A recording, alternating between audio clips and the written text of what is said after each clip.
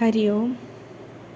ധേനുപാലദയിതാസ്തനസ്ഥലീ ധന്യകുങ്കുമസനാധകാന്തയേ വേണുഗീതഗതിമൂലവേധസേ തേജസേ തദിദമോം നമോ നമഃ. ഗോപസ്ത്രീകളുടെ മാറിടത്തിലെ കുങ്കുമച്ചാറ് പുരണ്ട് ശോഭിക്കുന്നവനും വേണുഗീത കലയുടെ പ്രഥമാചാര്യനുമായ തേജസ്വരൂപന് ഓം എന്ന് എൻ്റെ നമസ്കാരം. പ്രണവമന്ത്രം ചൊല്ലി നമസ്കരിക്കുന്നു എന്ന് പറയുകയാണ് കവി. നീലമേഘം പോലെ എൻ്റെ ഹൃദയവാനിൽ പരിശോഭിക്കുന്ന ബാലകുമാര, അവിടുന്ന് വേണുവൂതിയും കേളികളാടിയും ഏവരെയും മയക്കി. കണ്ണ, അവിടുത്തെ പാട്ടിലാക്കാൻ ഞാൻ ഇനി എന്തൊക്കെ ചെയ്യണം? ഈ ലോകൈക സുന്ദരൻ, ഈ കുസൃതിക്കുരുന്ന് മഹാപ്രഭുവായും നീലമാണിക്യക്കല്ലായും എൻ്റെ ഹൃദയം അടക്കി വാഴാൻ എന്താണ് ഞാൻ ചെയ്യേണ്ടത്? ഹരേ നമ. മൃദുക്കൊണന്നൂപുരമന്ധരേണ ബാലേന പാദാംബുജപല്ലവേന അനുസ്വനൻ മഞ്ജുളവേണുഗീതമായാതിമേ ജീവിതമാത്ത കേളി. കവി പറയുകയാണ്, എൻ്റെ ജീവനായ ശ്രീകൃഷ്ണൻ മെല്ലെ തളകൾ കിലുങ്ങുമാറ് കുഞ്ഞിക്കാൽ പൂന്തളിർ വെച്ചുകൊണ്ടും അതിനൊത്തവണ്ണം മനോഹരമായി വേണുവൂതിയും എൻ്റെ ജീവനായ ശ്രീകൃഷ്ണൻ എൻ്റെ അരികിലേക്ക് വരുന്നുണ്ട്.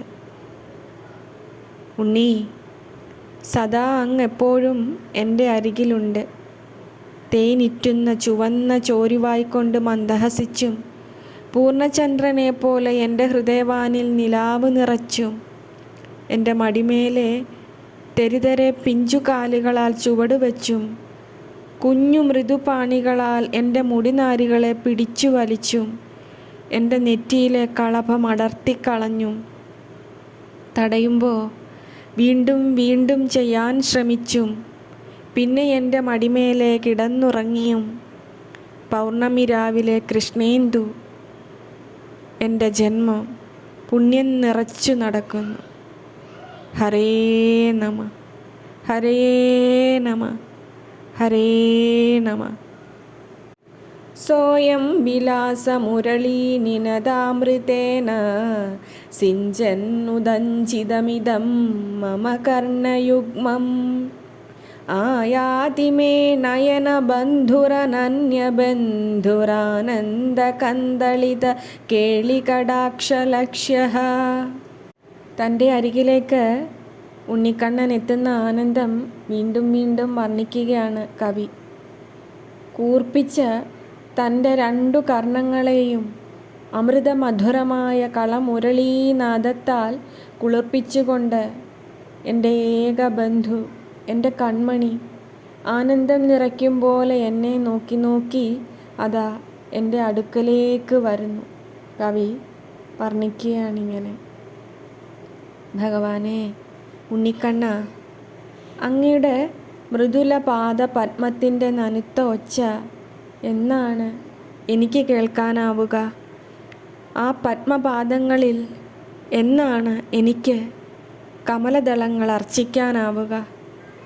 കാൽത്തളകളുടെ മനോഹാരിത കാണാനാവുക? ആ നഖകാന്തിയാൽ എൻ്റെ കണ്ണിണകളെ കുളിർപ്പിക്കാനാവുക? ആ ചെന്താമരപ്പാദങ്ങളിൽ വീണ് വീണ് നമസ്കരിക്കാൻ എന്നാണ് എനിക്ക് ഭാഗ്യമുണ്ടാവുക? ശ്രീലക്ഷ്മിയുടെ കരസ്പർശമേറ്റ ആ പാദപല്ലവങ്ങൾ തൊട്ട് എൻ്റെ ശിരസിൽ വയ്ക്കാൻ ഏത് ജന്മമാണ് എനിക്കാവുക? മൂവടിയായി ലോകമളന്ന ആ കുഞ്ഞു പാദങ്ങൾ എൻ്റെ ശിരസിലും ഒന്ന് തൊട്ടിരുന്നുവെങ്കിൽ എത്ര വലിയ ആശയാണ്, ആഗ്രഹമാണ് കണ്ണാ ഞാൻ പറയുന്നത്. ക്ഷമിച്ചാലും ഭഗവാനെ. ഹരേ നമ. ദൂരാദ്വിലോകയതി വാരണഖേലഗാമീ ധാരാകടാക്ഷഭരിതേന വിലോചനേന ആരാധുപൈതി ഹൃദയംഗമവേണുനാദവേണീദുഘേന 'ദശനാവരണേന ദേവഃ വീണ്ടും വീണ്ടും ഭഗവാന്റെ വരവിനെ കവി വർണ്ണിക്കുകയാണ്.